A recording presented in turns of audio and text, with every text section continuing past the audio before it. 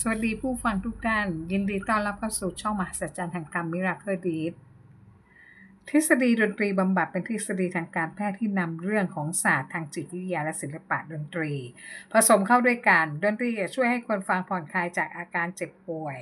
ลดความกังวลและลดความเครียดมีงานวิจัยการฟังดนตรีบำบัดของผู้ป่วยก่อนเข้ารับการผ่าตัดช่วยลดความเครียดและความกังวลได้เพราะทำให้ฮอร์โมนที่เกี่ยวกับความเครียดลดลงมากกว่าการใช้ยาลดความเครียด การฟังดนตรีช่วยลดภาวะซึมเศร้าได้ ช่วยปรับอารมณ์ให้สงบทำให้นอนหลับง่ายขึ้น เรียกว่าดนตรีบำบัด เปรียบเหมือนยาที่มีผลกับสภาพจิตใจ ช่วยกระตุ้นสมอง ปรับฮอร์โมนที่เกี่ยวกับความเครียดทำให้คนฟังรู้สึกผ่อนคลาย นอกจากนี้ยังเป็นศาสตร์ทางการแพทย์ที่ช่วยขจัดทุกข์เพิ่มความสุขให้กับร่างกายและจิตใจได้อย่างผลดี เพราะผ่อนการใช้ ผ่อนการใช้ดนตรีที่มีท่วงทำนองและเนื้อหาที่ส่งผลต่อการรักษาโรคมีอิทธิพลต่อจิตใจส่งผลต่อการบำบัดรักษาโรคร้ายอย่างน่าอัศจรรย์ดนตรีบำบัดศาสตร์แห่งการแพทย์ทางเลือกเพราะความสัมพันธ์ของคนเรากับตัวโน้ตมีมานานแสนนานแล้วเสียงเพลงดนตรีบำบัดกลายเป็นส่วนหนึ่งของไลฟ์สไตล์การใช้ชีวิตประจำวันเหมือนการกินข้าวการแต่งตัวดูจากการก้าวออกจากบ้านในแต่ละครั้งเป็นการรวมศาสตร์ด้านจิตวิทยาและศิลปะทางดนตรีเข้าด้วยกันและนำมาปรับเปลี่ยนให้เข้ากับการรักษาพัฒนาบำบัดในด้านสุขภาพของร่างกายจิตใจและสังคมสำหรับคนที่มีปัญหาด้านสุขภาพนอกจากนี้ยังใช้ได้ผลดีกับกลุ่มโรคที่เกี่ยวกับอัลไซเมอร์เพราะมีการวิจัยระบุว่าหากผู้ป่วยอัลไซเมอร์ได้ลองฟังเสียงที่คุ้นเคยสมองหลายส่วนได้กลับมาทำงานได้อย่างตื่นตัวอีกครั้งหนึ่งดังนั้นการจัดเพลย์ลิสต์ในวันนี้ส่งผลดีตอนที่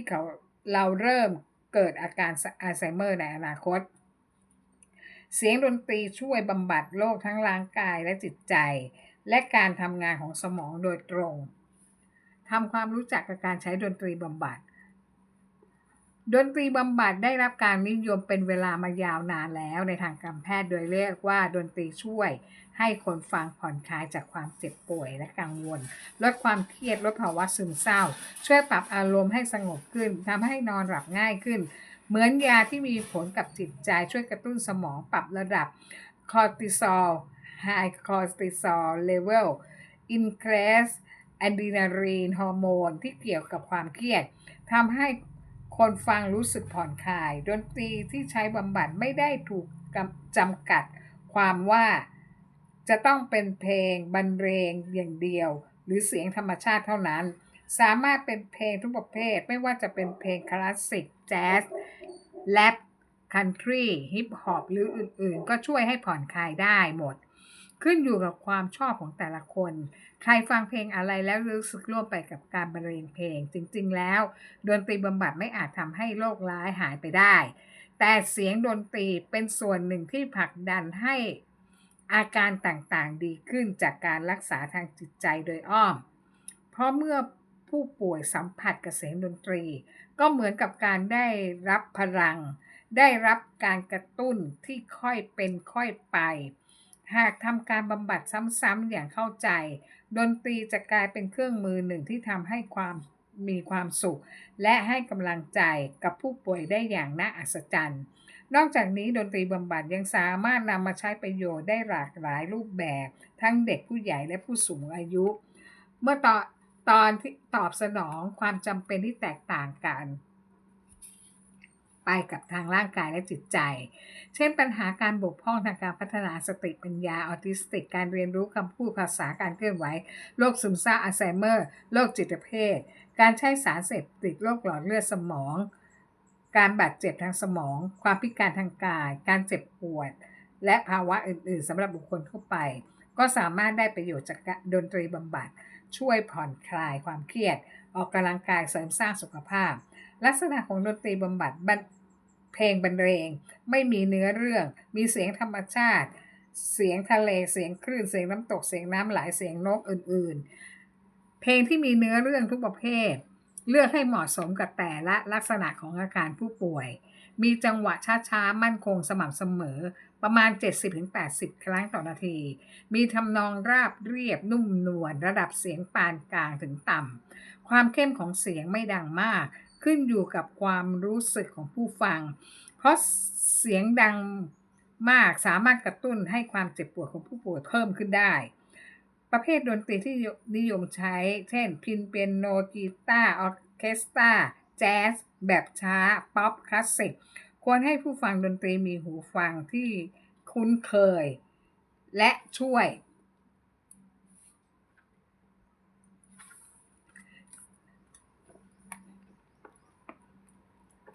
องค์ประกอบของดนตรีบำบัดมีผลต่อการบำบัดจังหวะของดนตรีหากเล่นในจังหวะ 70-80 ครั้งต่อนาทีอัตราการเต้นของหัวใจจะทำให้คนฟังรู้จักผ่อนคลายมีสมาธิจากการที่สมองหลั่งสารแอนโดรฟินสารแห่งความสุขออกมาระดับของเสียงหากเล่นในจังหวะ 70-80 ครั้งต่อนาทีอัตราการเต้นของหัวใจจะทำให้คนฟังรู้สึกผ่อนคลายมีสมาธิจากการที่สมองหลั่งสารแอนโดรฟิน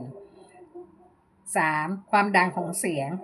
ที่เบานุ่มนวลจะทำให้เกิดความสงบสุขและสบายใจ